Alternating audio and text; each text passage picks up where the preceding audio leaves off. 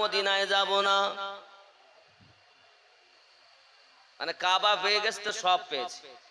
ও বন্ধু, কাবা তুমি পেতে না যদি আল্লাহ আমাদের নবীকে নবী করে না পাঠাতেন। কাবা পেয়েছেন নবীর ওসিলায়। আমাদের নবী কাবার ও কাবা, এজন্য দেখবেন খানায় কাবায় মেজাবে রহমত মানে একটি নল রাখা আছে, ওই নল দিয়ে পানি পড়ে। এবার খুব বৃষ্টি হয়েছে, এবার হজে বৃষ্টি হয়েছে, হয়তো আপনারা তখন ছিলেন কিনা জানি না। তবে ওই যে মেজাবে কাবা ছাদে যে পানিটা পড়ে, আর ওই মেজাই রহমত ওই যে নল দিয়ে পানিটা আসে, তো লোক পাগলের ন্যায় ওই পানি ধরে নেয়। সুবহানাল্লাহ। মেজাবে রহমতটি রয়েছে বাবা ঠিক আমার নবী পাকের রওজা মোবারকের দিকে আপনার নলের মুখটা করা রয়েছে। যুবক আমার, আমি বোঝাতে চাচ্ছি কাবা থেকে আমাদের নবীর দাম বেশি। জোরে বলো। যদি বলেন আমিনউদ্দিন ভাই, নবী পাকের দরবারে আল্লাহ যেতে বলেছেন, এর দলিলটা কোথায়? অবশ্যই দলিল দেব, তবে নবী আগে কাবার কাবা কিনা আগে দেখি।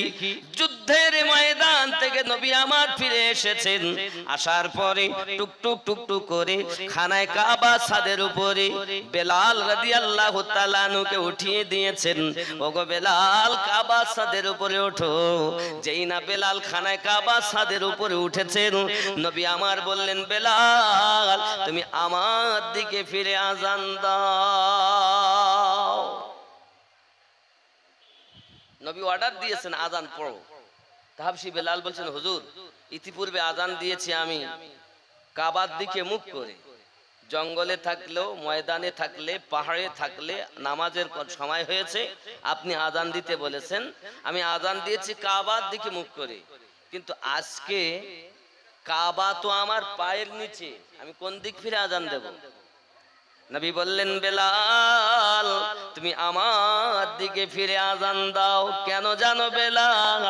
তুমি জেনে রেখে দাও, মহান আল্লাহ পাক যদি তোমার নবীকে সৃষ্টি না করতেন, কাবা সৃষ্টি হতো না। এই জন্য আমাদের নবী হলেন কাবার ও কাবা। সোনা মানিকেরা আমার, বড় মহাব্বতি কথা বলতে হয়। তাহলে কোরআন শরীফ থেকে আমরা প্রমাণ নেব। আল্লাহ পাক আল্লাহ তাআলা কেমন করে বলেছেন যে নবীর দরবারে যাও, এক শ্রেণীর মানুষ, মানে দেখবেন দল হবে 73টি, 72টি জাহান্নামী হবে, একটা দল জান্নাতি হবে। এখন ইউটিউব খুললে ইন্টারনেটের মাধ্যমে দেখতে পাই আমাদের মতো লেকচারার বক্তারা বলছে জিয়ারাতের নিয়তে মদিনায় যেও না, হজের নিয়তে যদি যাও হজ হবে। হজের গাইড বুক বইতেও এটা লেখা আছে, হজের নিয়ত করে যেতে হবে। বন্ধুরে বন্ধুরে, তোমার জানা দরকার, তুমি মৌরির কাছে গেলে জমি রেজিস্ট্রি হবে, মৌরি জমি লিখে দেবে সব খতিয়ান, কত দাগ ডাইনে বামে আগে পিছনে করে দেবে। কিন্তু তোমার ওই দলিলের উপরে যদি সরকারি স্ট্যাম্প না থাকে, অফিসারের কাছে তোমাকে যেতে হবে। যদি না যাও, স্ট্যাম্প পড়বে না, ছবি সহ তোমার এখন নেবে, 10 আঙ্গুলের টিপ নেবে। বাবাজি আমার, সোনা মানিকেরা, তুমি ওখান থেকে মদিনায় যাবে, আমার নবীর মসজিদ নববীতে যাইয়া এই 10টা আঙ্গুল দিয়ে যখন তুমিও টিপ সই দেবে, আমার নবী তখন তোমার এই হজ করা খানায় কাবা তুমি হজ তপ করেছো, ওই তপে স্ট্যাম্পটা আল্লাহর তরফ থেকে পড়ে যাবে। আর আল্লাহর তরফ থেকে যখন স্ট্যাম্প পড়ে গেল, তুমি হাজী হয়ে গেলে।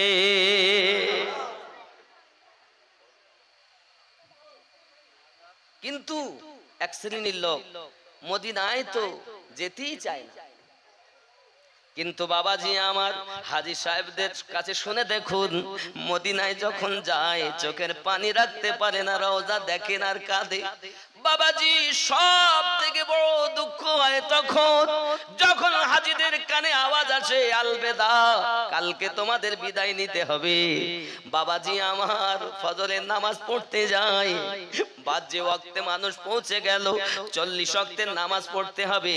কেউ বা 8 দিন থাকে, কেউ বা 9 দিন থাকে, 10 দিন থাকে, 12 দিনও থাকে, 14 দিনও থাকে, কমপক্ষে 8 দিন মদিনায় থাকতেই হবে। 40 ওয়াক্তের নামাজ পড়তে হবে। হে আল্লাহর বান্দা বান্দি, বারবার চলে যাও, 10টা আঙ্গুল দিয়ে আল্লাহর কাছে খানায় কাবার দিকে মুখ করে আমার নবী পাকের রওজাটাকে সামনে করি তোমরা সিজদা দাও। তোমরা 10 আঙ্গুলের ছাপ দাও, আমার নবী তোমার প্রতি খুশি হয়ে যাবে আর স্টাম্প পড়ে যাবে, তুমি নিষ্পাপ হয়ে যাবে। হাজী সাহেবদের কাছে শুনে দেখুন, একটা তওয়াফ হয়ে গেল, মানে 7 চক্কর, একটা উমরা করা হয়েছে, 7 চক্কর দিয়েছেন কাবা। তারপর মাকামে ইব্রাহিমের দিকে মুখ করে খানায় কাবা এবং ইব্রাহিম নবীর কদম, ইব্রাহিম নবীর কদম, যে কদমকে সামনে রেখে নামাজ পড়তে হয় 2 রাকাত, ঠিক না? 2 রাকাত নামাজ পড়ার পর জমজম পান করো, সাফা মারোয়া 7 বার সাই করো, মাথা নাড়া করো, মহিলা হলে অন্তত পক্ষে 1 ইঞ্চি পরিমাণ চুল কেটে দাও, 1 উমরা তোমার হয়ে গেল। সুবহানাল্লাহ, ঠিক বলছি না ভুল বলছি? 2 নাম্বার, যদি আপনি মনে করেন যে আমি উমরা করব, তাহলে আপনার জন্য আবার কাজ হলো মসজিদে আয়েশায় যেতে হবে। হ্যাঁ গো বাবা, মসজিদে আয়েশায় যাব কেন? এর রহস্যটা কি? কোন মৌলবীরা বলছে না, আপনারা গেছেন হজ করতে, তাও বলেছে যে ওই মসজিদে আয়েশায় যাব কেন? বলিন, শুনে রাখেন। আজকে আব্বাজি আমার সোনা মানিকেরা, মসজিদে আয়েশা এই কারণে যাওয়া, আমার আপনার নবীর নওয়াসা ইমাম হোসাইন যখন মদিনা ত্যাগ করে মক্কায় গেলেন, খানায় কাবা তওয়াফ করতেছেন, বাবা আমার ইহরামের ভিতরে দুশমনের দল ছুরি লুকিয়ে রেখেছে। হোসাইন যখন পাশে আসবে তাকে কতল করে দেওয়া হবে। হুজুর আপনার বুঝতে পারলেন আমার এখানেও নিরাপত্তা নাই। ইমাম হোসাইনে পাক রাদিয়াল্লাহু তাআলা আনহু ওখান থেকে কারবালার পথে রওনা দিলেন। এখন কারবালার পথে রওনা দিতে গিয়ে মসজিদে আয়েশাতে গেলেন। তখন ওই জায়গা মসজিদে আয়েশা তৈরি হয়নি, ওই জায়গাটার নাম হলো তামিম। জায়গাটার নাম কি? তামিম। বন্ধুরে, কেন ওখানে ইমাম হোসাইন অবস্থান করেছেন? আমার নবী পাকের ঘোষিত আমার হোসাইন যখন ওখানে গেছে, ওই জায়গাটাই হবে দ্বিতীয় তওয়াফ করার জন্য তোমাদের আসল স্থান। ওখানে আবার যাবে, ইহরামের নিয়ত করে 2 রাকাত নামাজ আদায় করবে। তারপরে নামাজ আদায় করার পরে মাথার ওই তোমার কাফনটা ফেলে দেবে, কাপড়টা ফেলে দেবে, আর মাথায় দেবে না। আর তুমি তাকবীর বলবে, লাব্বাইক আল্লাহুম্মা লাব্বাইক লা শারীকা লাকা লাব্বাইক ইন্নাল হামদা ওয়ান নি'মাতা লাকাল মুলক লা শারীকা লাক। এই তাকবীর তুমি মুখে বলবে আর এগিয়ে যাবে, ঠিক না? হাজী সাহেব ভুল বলছি? এই তাকবীর তো পড়তে হয়। বন্ধুরে আমার, খানায় কাবা তওয়াফ করলেন। চলেন দেখি আমরা, বাবা খানায় কাবায় হজ হয় না। খানায় কাবায় আপনি থাকলেন, যখন 8ই জিলহজ এসে গেল, এই তোমাদের গাড়ি নাম্বার এত, গাড়ি নাম্বার এত, তোমাদের রুমের নিচে তোমরা আসবে, এত নাম্বার গাড়িতে উঠবে। কোথায় যাচ্ছ? তো হজ করতে যাচ্ছি।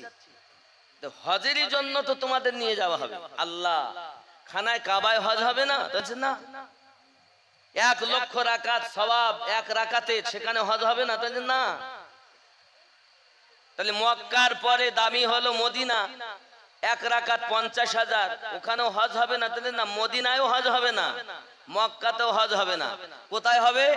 ফাঁকা মাঠ, আরফাতের মাঠ, মুজদালিফা যেতে হবে এবার, ঠিক কি না? হাগো, ফাঁকা মাঠ, ওখানে হজ,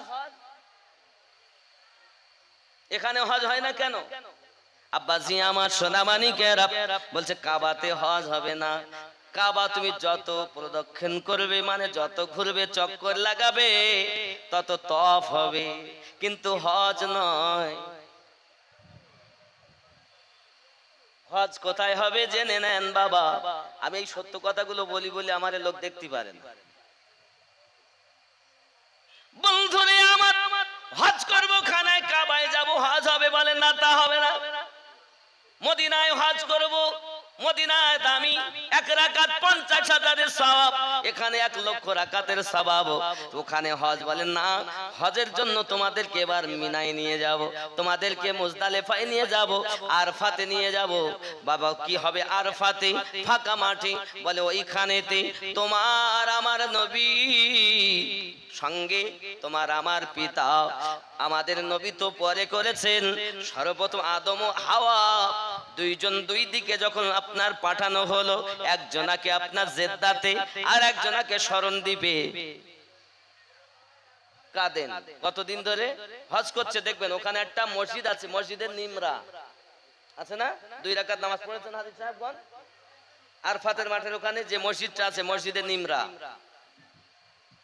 ওই মসজিদে নামাজ আদায় করার পরে এবার দেখো একটা পাথর দেখতে পাচ্ছেন। হ্যাঁ, এই পাথরের ওখানেই হযরত আদম নবীর দোয়া কবুল হয়েছে। জোরে বলেন ঠিক না? ভুল বলছি না ঠিক বলছি?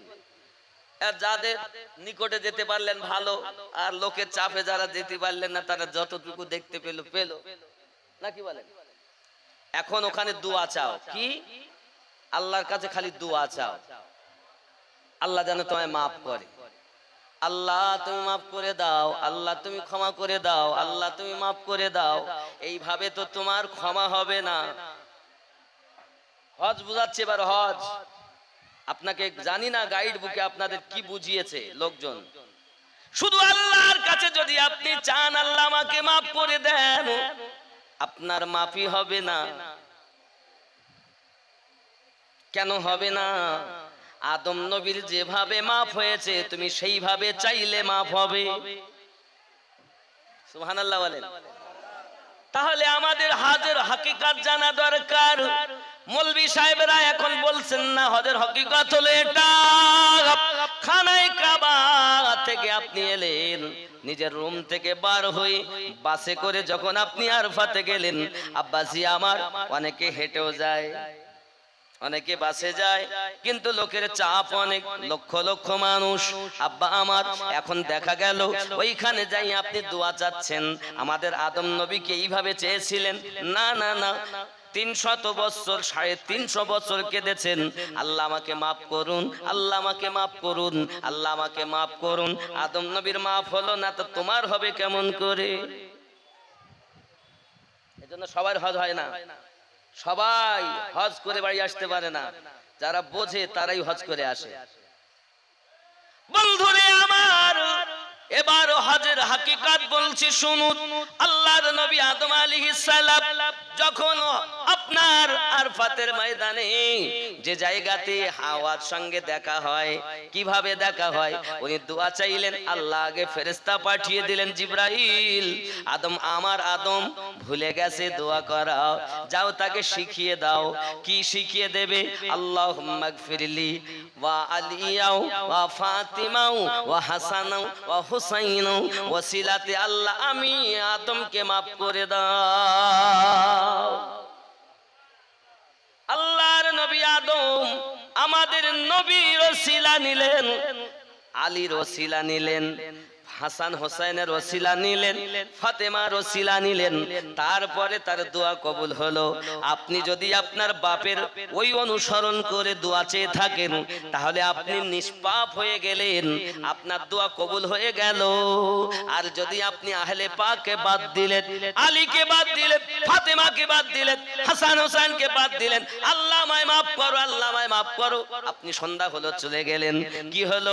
বলে আসর আপনি বেরিয়ে পড়ে দেন, যোহর আর আসর একসঙ্গে পড়ো, আর রাস্তায় চলে যাও, যেতে যেতে মাগরিবের টাইম হলো, নামাজ পড়া যাবে না, ঠিক না?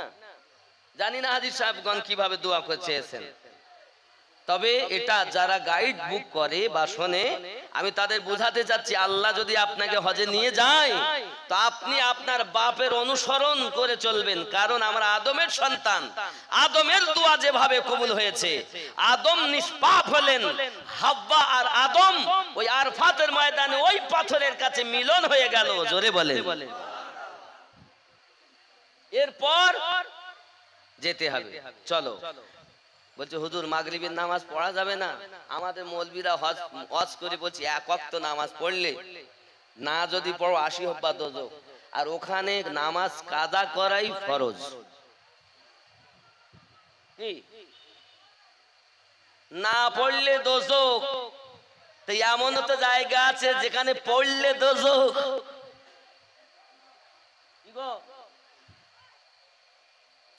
এখানে ওয়াজ করে বলছে এক ওয়াক্ত নামাজের জন্য 80 হব্বা দোজখ, বলে দেওয়া দরকার ছিল বাবা, আবার পড়লো 80 হব্বা দোজখ। জায়গা পার্থক্য। বাড়ি থাকবে, গাড়িতে থাকবে, রাস্তায় থাকবে, তোমার নামাজ পড়তে হবে, মাপ নাই। হজে যখন যাবে, ওই হজে গেলে আরফাত থেকে এবার মুজদালিফায় মিনার দিকে যেতে হবে। এই যাওয়া পথে যোহর আসর একসঙ্গে পড়ো। বলে হুজুর আসরের টাইম হয়নি, তাও পড়তে হবে? হ্যাঁ, একসাথে দুটি নামাজ পড়তে হয় না? ঠিক বলছি না ভুল বলছি? পড়েছেন তো? ওখান থেকে এবার মাগরিব কাজা, রাত 12টাতে গেলেও সেইখানে তাবুতে যেখানে যাবেন ওখানে গিয়ে পড়তে হবে। এবার কাজা করে মাগরিব পড়তে হবে, ঠিক নি? তারপরে কি? আর পাথর গোন, পাথর খোটো, পাথর খুঁড়তে লেগেছে, খুঁটিয়ে ও সব জানে হাজী সাহেবরা। এরপরে আমি খুব গুরুত্বপূর্ণ কথাগুলো বললাম, যেগুলো স্বাভাবিকত শতকরা 99% হাজীকে বলা হয় না, তাই আমি বলে দিলাম। এখন আমার হজের মূল উদ্দেশ্য না বলার, মূল উদ্দেশ্য হলো আমার নবীর সম্মান জানানো দরকার। একটু দরুদ আল্লাহুম্মা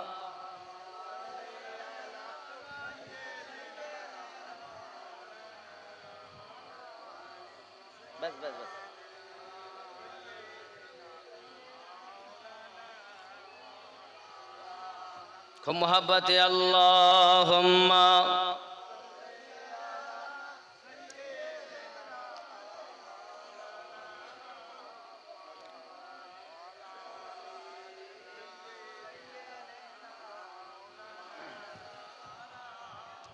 আব্বাজি আমার সোনা মানিকেরা, এখন যদি কেউ বলে আমি মদিনায় যাব না, চলেন আমার আল্লাহ পাক ওয়াজ করে বলতেছেন কোরআন মাজিদ সূরা নিসা আয়াত নাম্বার 64, মহান আল্লাহ পাক জানিয়ে দিচ্ছেন বিসমিল্লাহির রহমানির রহিম ওয়ালাউ আন্নাহুম ইয ওয়ালামু জাউকা ফাস্তাগফিরুল্লাহ ওয়াস্তাগফারা লাহুমুর রাসূল লাওয়াজাদুল্লাহা তাওয়াবার রহিমা। জোরে বলুন সুবহানাল্লাহ। হে বাবাজিরা আমার, আল্লাহ পাক জানাতে যাচ্ছেন আমার বান্দা বান্দি, তোমরা যদি তোমাদের জানের প্রতি জুলুম করে ফেলো, ওয়ালাউ আন্নাহুম ইয যালামু, যদি তোমরা তোমাদের জানের প্রতি জুলুম করো, তাহলে কি করো? ওয়ালাউ আন্নাহুম ইয যালামু জাউক, তাহলে তোমরা আমার নবীর দরবারে চলে যাও। নবীর দরবারে যাইয়া কি করব? ফাস্তাগফিরুল্লাহ, আমি আল্লাহর কাছে ক্ষমা ভিক্ষা করো। আস্তাগফারা লাহুমুর রাসূল, আর আমার নবী তোমাদের পক্ষ থেকে আমি আল্লাহর কাছে ক্ষমা ভিক্ষা চাইবে।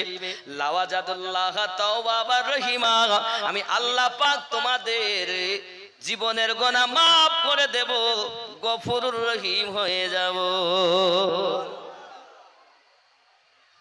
তুমি বলছো নবীর দরবারে যাব না, আর আল্লাহর নবীর দরবারে তো যাবে মোহাব্বত করে যারা। হে নবীর দেশে চলো না, জিয়ারতে ওই মদিনা, স্বপ্নে আমি দেখি সোনার মদিনা। জোরে বলুন সুবহানাল্লাহ। আমার নবী নূরের ছবি, দো জাহানের নূরের নবী, সেই নবীকে দেখার কার তরে মন হলো মোর দিওয়ানা স্বপ্নে আমি দেখি সোনার মদিনা স্বপ্নে আমি দেখি সোনার মদিনা নবীর দেশে চলো না জিয়ারতে ওই মদিনা স্বপ্নে আমি দেখি সোনার মদিনা জোরে বলুন সুবহানাল্লাহ বন্ধুরে বাবারে নবী পাকের রওজা মোবারক আছে হাজী সাহেবান যখন আসেন চোখের পানিতে তাদের বুকটা ভেসে যায় বাবা দাড়ি মোবারকটা ভিজে যায় হয়তো জীবনের মতো শেষ আশা হলো আর নবী গো তো আপনার ওসিলায় কোরআন পেয়েছি নামাজ পেয়েছি রোজা পেয়েছি আর হয়তো আপনার দরবারে আসতে পারবো না অনেক জয়ীব মানুষ আল্লাহর হাবিব রুহানি দোয়া রাখবেন রওজা আমাদের ধরতে দিল না দূর থেকে রওজা দেখেছি এই ছিদ্র দিয়ে দেখো আবু বকর রাদিয়াল্লাহু তাআলা শুয়ে আছেন ডাইনে বামে শুয়ে আছেন ফারুক আজম মিডলতে আমার দয়ার নবীর রওজা মোবারক জোরে বলুন না ইয়া রাসূলুল্লাহ হে বাবাজিরা আমাদের নবী কি মারা গেছেন না জীবিত যারা আমার নবীর রওজায় যায় নবী কি দেখেন না বাবাজি আমার খেয়াল করুন আমরা দলিল থেকে নেব এই যে আয়াত সূরা নিসা তেলাওয়াত করতেছি এই আয়াতের ব্যাখ্যাতে লিখতেছেন বাবাজি আমার কি লেখা হচ্ছে জানেন মদিনার একজন ব্যক্তি নিজেকে পাপী মনে করেছেন নিজেকে গুনাহগার মনে করেছেন নিজেকে গুনাহগার মনে করে আপনার কিনা রাসূল পাকের রওজার কাছে যাবেন কারণ আয়াতে আল্লাহ বলেছেন আমি আল্লাহ ক্ষমা দেব নবীর দরবারে যাও নবী যদি আমি আল্লাহর কাছে সুপারিশ করে আমি আল্লাহ তোমায় ক্ষমা করে দেব নিজেকে অপরাধী মনে করে এবার চললেন মদিনায় মদিনায় যখন পৌঁছিয়েছেন আল্লাহর হাবিবের সাহাবায়ে কেরাম রিদওয়ানুল্লাহি তাআলা আলাইহিম আজমাইন জিজ্ঞাসা করেন যাকে দেখি ওগো আল্লাহর হাবিব কোথায় আছেন ডুকরে কেঁদে উঠেছেন কে গো তুমি এতদিন পরে নবীর খোঁজ লিত চোখে তুমি ডাক দিয়া কয় কেন গো চোখে পানি কেন নবীর কথা জিজ্ঞাসা করি আর কাঁদো কেন আল্লাহর হাবিবের সাহাবায়ে কেরাম কান্না শুরু করেছে ভাই রে কয়েকদিন হলো আমাদেরকে ইয়াতীম বানাইয়া তো জাহানের নবী মাজারে শুয়ে আছেন আজ আপনি চাইছেন যে নবী পাকের সন্ধান নিতে বাবা আমার সঙ্গে সঙ্গে কান্নার কারণটা যখন বলেছেন ওই ব্যক্তি বলছেন ভাই রে আমার মনে বড় আশা ছিল আমার নবী পাকের কাছে যাব যাওয়ার পরে আমি ক্ষমা ভিক্ষা চাইব আল্লাহর কাছে তওবা করব আমার নবী আমার জন্য আল্লাহর কাছে সুপারিশ করবেন আর আল্লাহ আমাকে মাফ দেবেন কোরআন মাজিদে সূরা নিসা আয়াত 64 তার প্রমাণ দেয় এইজন্য আমি পাপী মনে করি আমি রাসূল পাকের কাছে এসেছি কিন্তু আপনারা তো বলছেন নবী পর্দায় চলে গেছেন এখন আমার উপায় কি আল্লাহর হাবিবের সাহাবায়ে কেরাম বলেন এই ভাইজান নবী মরে নাই রে নবী জীবিত যাও যাও যাও মাজারের কাছে যাও তোমার মনের আরজি জানাও আমার নবী মাজার থেকে তোমার সাহায্য করবে এ যুবক রে আপনি বলেন মরা নবী আর আমার নবী আমরা আহলে সুন্নাত ওয়াল জামাতের মানুষ জানি আমাদের নবী জিন্দা নবী একটা প্রমাণ নাই 226টি জায়গাতে লেখা আছে ইতিপূর্বে পুরাতন আজামা শুনবেন আমি বলেছি সেখানে 226 জায়গাতে লেখা আমার নবী মাজারে জীবিত জীবিত জীবিত আমরা জীবিত নবীর কলেমা পড়ি মরা নবী নয় আমাদের বিশ্বাস আমাদের যে আজ দক্ষিণ কোয়াপাড়ার মাটিতে আমরা নবী নবী করি আমার নবী আমাদের ডাক শুনতেছে এখান থেকে যদি নবী শোনেন তাহলে নিকটে গেলে কি অবস্থা কোরআন মাজিদে সূরা নিসা আয়াত তার প্রমাণ করে বাবা লেখা হচ্ছে তাফসীরের মধ্যে ওই ব্যক্তি এবার আপনার কিনা মাজারের নিকটে গেলেন এখন মাজারে যাওয়া যদি শিরক হতো ফতোয়া হলো জিয়ারত করা শিরক বেদাত বলছে না যদি শিরক হতো নবী সাহাবী কেন তাকে বললেন যাও রওজার কাছে বাবা আবার আবার শিরকের ফতোয়া দেবে, জিয়ারাতের নিয়তে যেও না। আমি বলি বাবা তোমার জানতে বুঝতে ভুল আছে বাবা। তুমি জানো না আমার নবীর যখন 6 বছর বয়স, তখন আমার নবী তার আব্বার মাজার আম্মা জানা দাসীকে লইয়া জিয়ারাত করতে গেছে। তুমি শিরকের ফতোয়া দাও, তোমার একটু জ্ঞান করা দরকার যে শিরকের ফতোয়া দিচ্ছি কাদের প্রতি। তাহলে কি আমাদের নবীও শিরক করেছেন? 6 বছর বয়সে তো এখনো এলান নবুয়ত এলান হয়নি। 6 বছরে আমার নবী যাচ্ছেন আব্বার রওজা জিয়ারত করতে। ফিরে আসার পথে দরুদি নবী, এ বাবা কি বলবো আমার নবীর শানের কথা। চলেন আমি খানায় রওজার কাছে ওই সাহাবীকে রেখে এসে নবী ওই ব্যক্তিকে তাবিনকে রেখে এসেছি। বাবা উনি ওখানে থাক, চলেন একটুখানি আমার নবীকে নিয়ে ঘুরে আসি। তাই আপনার তাইবা নগর থেকে নবী ঘুরে এসে এবার ইয়াসরিব দেশে নবী যাচ্ছেন, মানে নবী পাকের নানার লয়ে যাচ্ছেন মদিনায়। জন্ম হলো মক্কায়, কোথায় নবীর বাসা? ঠিক খানায় কাবা, তারপরে আপনার মাকাম ইব্রাহিম, তারপরে আবে জামজামের নলকূপ। আব্বাজি আমার ওখানে নল লাগানো আছে। এরপরে সাফা মারোয়া, সাফা মারোয়ার পরে আপনার কিনা সাফা এবং মারোয়ার অপোজিটে হাম্মামখানা, যেটা আবু জাহেলের বাড়ি ছিল, সেটা হলো এখন পায়খানা পেশাবের ঘর। হাজী সাহেবদের কাছে শুনে দেখেন হাগিলেও নাকি পাওয়া যায়। সুবহানাল্লাহ। আজ পর্যন্ত কেউ বলেছে কোড়াপাড়ার মাটিতে কেউ যদি পায়খানা করে তো নেকি পাবে? বলেছে? কিন্তু আবু জাহেলের ভিটা হাম্মামখানা, যেটা পায়খানা করলে নেকি পাওয়া যাবে, পেশাব করলে নেকি পাওয়া যাবে। কারণ এত বড় দুশমন জগতে দ্বিতীয় নাই, আমার নবীর সঙ্গে বিয়াদবি করেছে রে বাবা। ঠিক ওই হাম্মামখানার অপোজিটে এখন সেটা হলুদ রঙের ঘর, লাইব্রেরিতে পরিণত করেছে। এটাই হলো আমার নবীজির জন্মভূম। জোরে বলুন ইয়া রাসূলুল্লাহ। বন্ধুরে আমার কথা মিলছে তো সব নাকি? একদম মিলছে। হাজী সাহেবদের তো আমি যখন বলছি একদম চোখে ভেসে উঠছে। এক তো চোখে দেখে এসেছেন, আর সেখানে চলে এসেছেন। আমার কথার সঙ্গে হাজী সাহেবরা বুঝতে পারছেন যে বাস্তব, আমি কি মিথ্যা বলছি? বন্ধুরে আমার এটাই এখন লাইব্রেরিতে পরিণত আমার নবী পাকের রওজা মোবারক। এখন আসুন নবী পাক মদিনা মুনাওয়ারায় সর্বপ্রথম আসছেন 6 বছর আপনার কিনা বয়সে আম্মা জানের সঙ্গে দাসী সুয়াইবাকে সাথে করে নিয়ে যখন আপনার চলে আসতেছেন। এ সোনা মানিকেরা আমার খেয়াল করুন, আস্তে আস্তে আস্তে আস্তে দাসী উম্মে আয়মান, লা হাওলা ওয়ালা কুওয়াতা ইল্লা বিল্লাহ, দাসী সুয়াইবা বলে ফেলেছি, দাসী সুয়াইবা নয়, দাসী উম্মে আয়মান। সুবহানাল্লাহ। এজন্য একটা ভুল হয়ে গেছে, আস্তাগফিরুল্লাহ রাব্বি মিন কুল্লি যামবি ওয়া তুবু ইলাই। কারণ একটা নাম ভুল হলে কিয়ামতে আমার আগুনের কাচ্চি দিয়ে জিহ্বা কাটবে। কথা বুঝছেন? হতেই পারে, মিস্টেক হতেই পারে, মানুষ ভুলের ঊর্ধ্বে নয়। তো দাসীর নাম কি? নবী পাক আছেন আর আম্মা জান আছে, আর দাসীর নাম কি? দাসী উম্মে আয়মান। সুবহানাল্লাহ বলেন। হে বন্ধুরে আমার মদিনায় যখন পৌঁছালেন নবী আম্মা জানের সঙ্গে, মদিনায় আগে থেকে খবর পৌঁছে যায়। এই মদিনায় যাওয়ার পথে অনেক ঘটনা ঘটে রে বাবা। মদিনায় যাওয়ার পথে ঘটনা ঘটে। খাজা আব্দুল মুত্তালিব বৌমাকে বিদায় দিতে গিয়ে কেঁদেই ফেলেছিলেন বাবা। আজকের যুগে কোড়াপাড়ার মাটিতে শ্বশুর শাশুড়িকে ভাত দিতে চায় না বৌমারা। আমি আমার মায়েদেরকে একটুখানি উপমা দিয়ে যাই, বুঝিয়ে যাই, মা তোমরা আজকে ওয়াজ নসিহত শুনতেছো, শুনে নাও।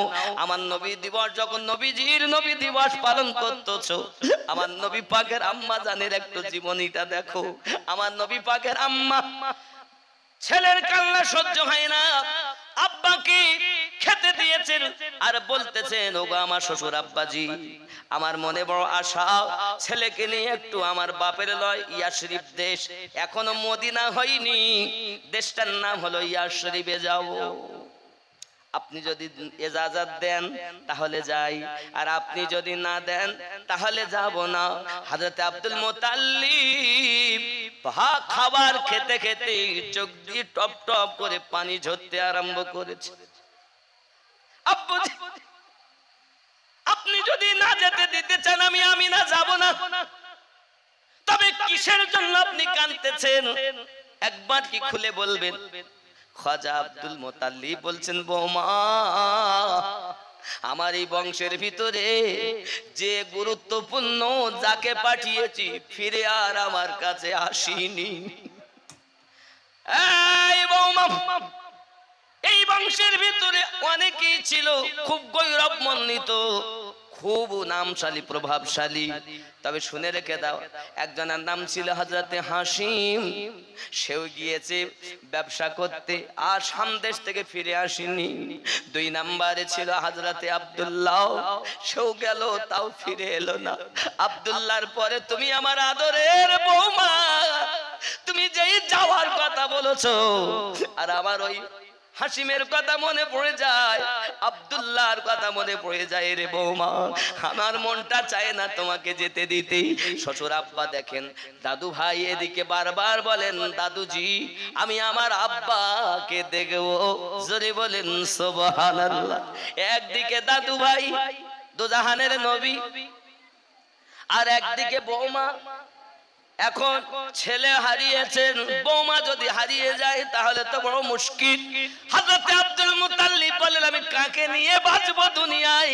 যুবক রে, তারপরও ধৈর্য ধরে বৌমাকে বললেন, বৌমা গো তুমি যাও, আমার কোনো আপত্তি নাই বাবা। সোনামানি মনের ভিতরে দুঃখ চেপে রেখে বৌমাকে গুছিয়ে নিতে বললেন। দাসী উম্মে আয়মান একটি ঘোড়ার উপর উটের উপরে আর একটি উটের উপরে হযরত আমেনা আর আমাদের দয়ার নবী চেপেছেন। নবী কোলে, আমেনা উটের উপরে। আর যেই কিনা উট আপনার উট ছাড়তে যাবেন, হঠাৎ করে আব্দুল মুতাল্লিব মাথা চক্কর খেয়ে জমিনে পড়ে গিয়েছে। হযরত আমিনা উপর থেকে নিচে নেমে শ্বশুর আব্বার মাথাটা জাঙের উপরে দিয়ে দাড়ি মোবারক গুলো আপনার বুলিয়ে দেয় আর মাথায় পানি দিয়ে হুঁশ যখন ফিরে গেল, হুঁশ ফেরার পরে আপনার কিনা বলছে, আব্বুজি আমি যাব না, আর যাব না। বৌমা গো কি জানি আমার কি হয়ে গেল, হাসিমের কথা মনে পড়ে যায়, আব্দুল্লাহর কথা মনে পড়ে যায়। বৌমা গো তোমাকে বিদায় দিতে জানো আমার কলিজাটা ফেটে যায় রে বৌমা। তবে আমি আমার দাদু ভাইয়ের কান্না সইতে পারি না। আব্বা হারিয়েছে আমার দাদু ভাই, আমি চাই না আমার দাদু ভাই আমার কাছে কাঁদবে, এতিম মুহাম্মদ আমার সম্মুখে কাঁদবে, আমি দাদু হইয়া সইতে পারি না। আমার আদরের নাতি না, আমার আদরের নাতি না, সে আমার কলিজার টুকরা। ওগো বৌমা যাও যাও যাও, লইয়া তুমি যাও। আমার নবী পাক সাল্লাল্লাহু আলাইহি ওয়াসাল্লাম এর সাথে করে নিয়ে শ্বশুর আব্বা যখন উঠে লাঠিটা করে দিয়ে যখন দাঁড়িয়ে গেছে, লাঠি ঠেকা দিয়ে, বৌমা যাও। এমন যত সময় আমার নবী পাক এবং হযরতে আমিনাকে আব্দুল মুত্তালিব দেখতে পান, তত সময় চোখ ফেরান না বাবা। বাবারে এমন কোন বৌমা আছে নাকি শ্বশুর শাশুড়ি খেদমত করবে? শ্বশুর বাড়ি গেলে বৌমা শ্বশুর কাঁদে, শাশুড়ি কাঁদে, কাঁদে না বাবা, কাঁদে না। আরো তো বলে কি বেঁচে গেছি, পয়জান দূরে চলেছে। কি বৌমা এখন বৌমার মতো হয়ে আছে। বৌমা হয়ে ঘরে আসলে হবে না রে বাবা, মেয়ে হয়ে ঘরে আসতে হবে। আর শাশুড়ি হয়ে ঘরে থাকলে হবে না, আম্মা হতে হবে। যদি শাশুড়ি না হয়ে মা হতে পারে আর বৌমা না হয়ে যদি মেয়ে হতে পারে, সংসারে অশান্তি থাকতো না রে বাবা। আসলেই তো শাশুড়ি হয়েই থেকে গেল, বৌমা হয়েই থেকে গেল, আর সংসারে শান্তি পাওয়া গেল না। আমি অনুরোধ করব, আজ থেকে নবী দিবস থেকে সবক নিন। আজ থেকে আর শ্বশুর শাশুড়ির সঙ্গে ঝগড়া নয়, নিজের মায়ের এবং নিজের বাপের থেকে বেশি শ্বশুর শাশুড়িকে আদর যত্ন করব। এটা নিয়ত করেন, তাহলে জলসা দিয়ে নবী দিবস করে লাভ আছে। আর যদি আপনি নাই করেন, যা তাই থেকে গেলেন, তো করে লাভ। শিক্ষা নেন আম্মা জান আমিনা থেকে। হযরত আমিনা রাদিয়াল্লাহু তাআলা না জান এখন মদিনার মানুষ সবাই অপেক্ষায় রত, মোস্তাফা আসছেন, মোস্তাফা আসছেন। বাবাজি আমার সবাই রাস্তায় দাঁড়িয়ে আছেন, কেউ আপনার কিনা দেখেন, ওই দেখো ওই দেখো, ওই তো যেন সূর্য উদিত হয়েছে বাবা। পাহাড়ি অঞ্চল, পাহাড়ি অঞ্চল। আমি যখন মক্কা মদিনায় গেছি, চোখে ভরা পানি, বুক ভরা বেদনা নিয়ে কেঁদেছি আল্লাহ। সব দিকে পাহাড় আর পাহাড়, এইখানে আমার দয়ার নবী কত কষ্ট করে ইসলামের আলো জ্বালিয়েছেন, যে আজ তামাম পৃথিবীর মাটিতে ইসলামের ডাঙ্কা বাজতেছে। বন্ধুরে, মনে বড় কল্পনা, মনে বড় জল্পনা। আমার নবীরে প্রেম করো, ভালোবাসো, প্রেম করলে হো জগতে লাভ, পর জগতেও লাভ। চলুন না গিয়ে যাই। এমন সময় আমেনা রাদিয়াল্লাহু তাআলা আনহা, সবাই বলছে ওই তো, ওই তো আমেনা আসছে, ওই তো। মনে হয় ওই যে চন্দ্রের মতো ফুটফুট করছে, এটাই মনে হয় মুহাম্মদ হবে, ওটাই মনে হয় মুহাম্মদ হবে। জোরে বলুন সুবহানাল্লাহ। আমার নবী যখন মদিনায় পৌঁছালেন, ইয়াসরিব দেশে পৌঁছালেন, আমার নবী পাককে তারা কোলে করে নেয়। একজন আমার নবীর কদম মাটিতে ঠেকতে দেয় না, আদর যত্ন করে ইয়াসরিব দেশে নবী প্রথম যান। এমন সমাতি বন্ধুরে আমার বাপের নাই যখন উনি থাকে, বিভিন্ন রকমের নমুনা নিদর্শন দেখে। কাশি উম্মে আয়মান বলেন, আমেনা বোন আমার মনের ভিতরে বড় আশা আছে, আমি একটু মদিনার ইয়াসরিবের শহরটা ঘুরে আসি, বাজারটা ঘুরে আসি, বাজারটা দেখা আমার বড় ইচ্ছা আছে, মদিনার বাজারটা একটুখানি দেখবো। হযরতে আমেনা বলেন, ওগো উম্মে আয়মান, শুনে রেখে দাও বোন, তুমি তো যাবে, কিন্তু তুমি জানো না আমার এই ছেলের কত নমুনা আমি দেখেছি গর্ভে ধারণ অবস্থায়। এ যে আখিরি জামানার নবী, এর তো শত্রু অনেক। তবে আয়মান, রাস্তায় যদি কেউ জিজ্ঞাসা করে ছেলেটার নাম কি, যেন তুমি পরিচয় দেবে নাও। তোমার নাম যে দাসী উম্মে আয়মান, তোমারও পরিচয় যেন দেবে নাও, কারণ তোমার নাম দাসী উম্মে আয়মান, সেটাও তাওরাতে আছে। তোমার নাম কি হবে সেটাও আছে, সব পরিচয় তাতে লেখা আছে। খবরদার যেন কাউকে বলবে না, কারণ রাস্তার মাঝে অনেক রাহিব দেখতে পাবে, যারা আমার নবীকে দেখলেই নবীর জানি দুশমন হয়ে যাবে। ওরে আবু উম্মে আয়মান, আমার নবীর পরিচয়, আমার বেটার পরিচয় যেন তুমি দেবে না। শোনেন নবীর কথা, শোনেন। দাসী টুকটুক করে বাজারের দিকে যাচ্ছে, আর বাজারের মুখেই এক রাহিব ছুটে এসেছে। ছুটে এসেই বলছে, তোমাদের বাড়ি কোথায়? দাসী চুপ হয়ে আছে। নাম কি? চুপ হয়ে আছে। বাচ্চাটার নাম কি? তাও চুপ হয়ে আছে। কিছুই বলছো না, একটা তো কথা বলো। আচ্ছা যদি তুমি না বলো, অন্তত আমি জিজ্ঞাসা করব, হ্যাঁ আর না বলবো, তাহলে বুঝে নেব। জিজ্ঞাসা করছেন, তোমার নাম কি? উম্মে আয়মান। তোমরা কি মক্কা থেকে আসলো? জি হ্যাঁ। জি। এই ছেলেটার নাম কি? মোহাম্মদ। জি। আশ্চর্য। এই ছেলেটার মায়ের নাম কি? আমেনা। এই ছেলেটার আব্বার নাম কি? আব্দুল্লাহ। এই কথা যখন রাহিব বলছে, দাসী উম্মে আয়মান শুধু মাথা নাড়ালেন। হ্যাঁ। এমন সময়তে ওই রাহিব হাত জোড় করে বলে, দাসী উম্মে আয়মান, আমি তাওরাতের পণ্ডিত, আমি তাওরাতের পণ্ডিত।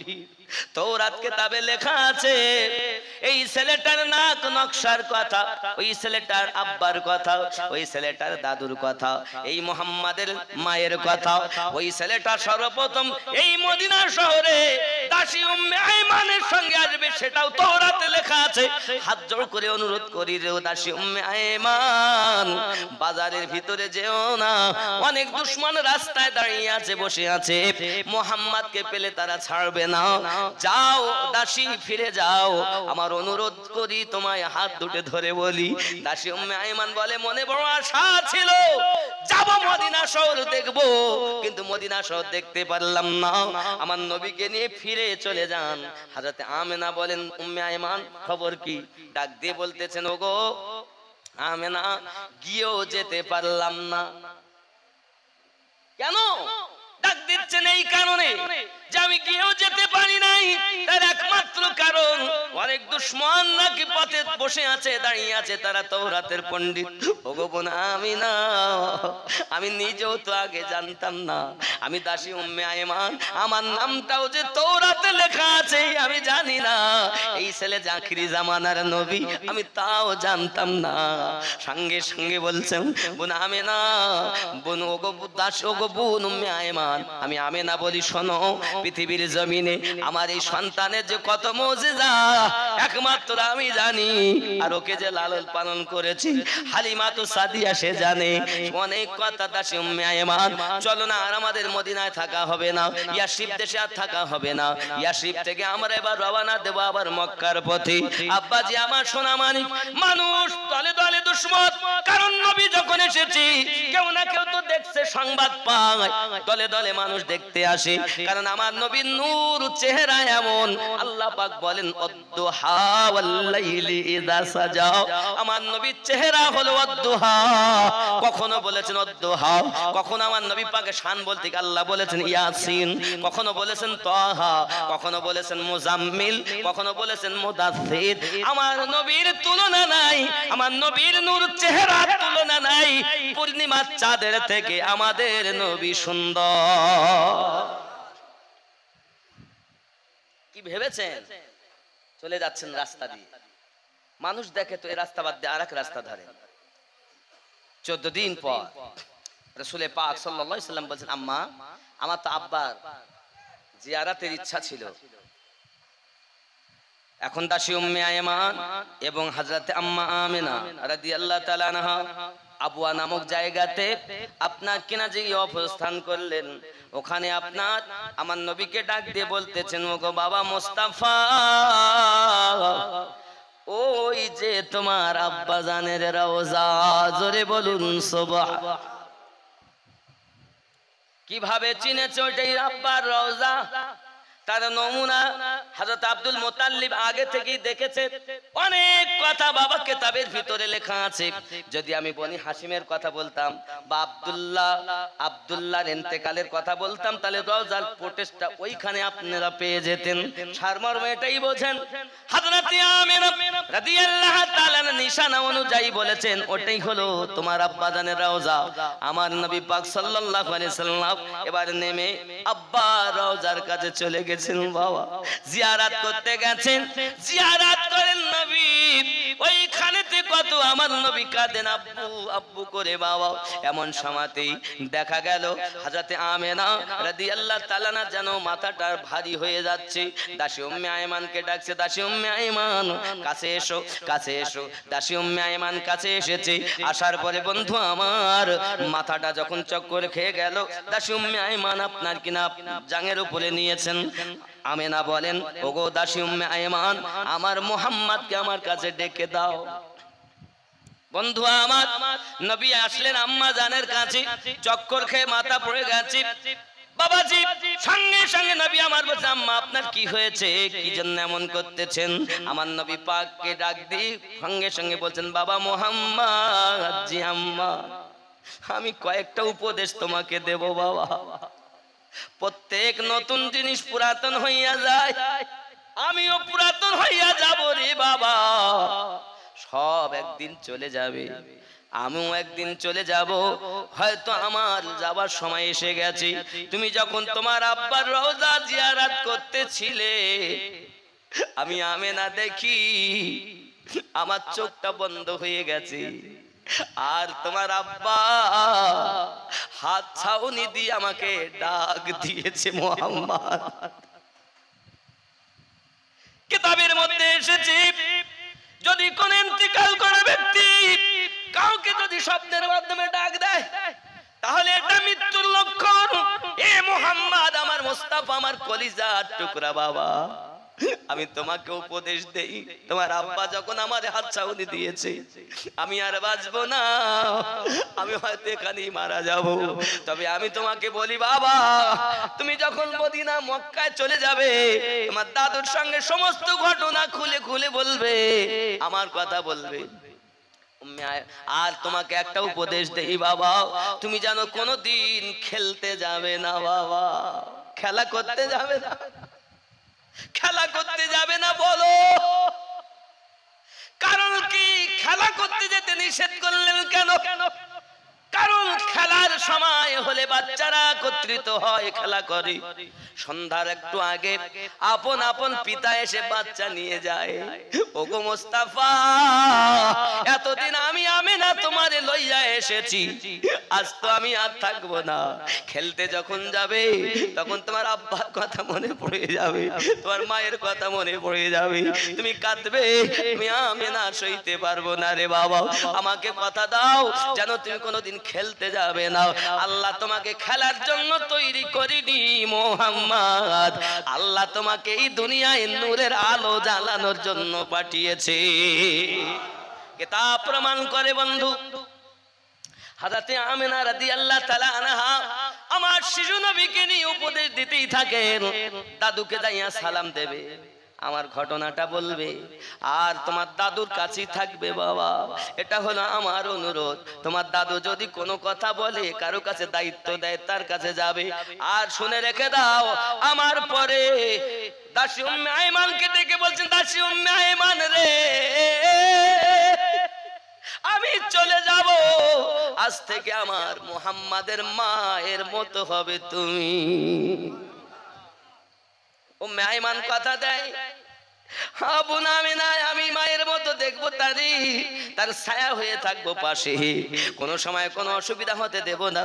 এ কথা বলতে বলতে হযরতে আমিনা রাদিয়াল্লাহু তাআলা আনহা ইন্না লিল্লাহি ওয়া ইন্না ইলাইহি রাজিউন পড়ে দিয়েছেন। নবী আমার কান্না শুরু করে দিয়েছেন মায়ের পাশে। সেটাই বলা হচ্ছে, শিশু নবী মায়ের পাশে বসে বসে কাঁদে রে, আরশের পায়া হিলে রে। নূরের নবী মায়ের পাশে বসে বসে কাঁদে রে, আরশের পায়া হিলে রে। বাড়ি গিয়ে কাকে আমি ডাকিব, দয়াল আম্মা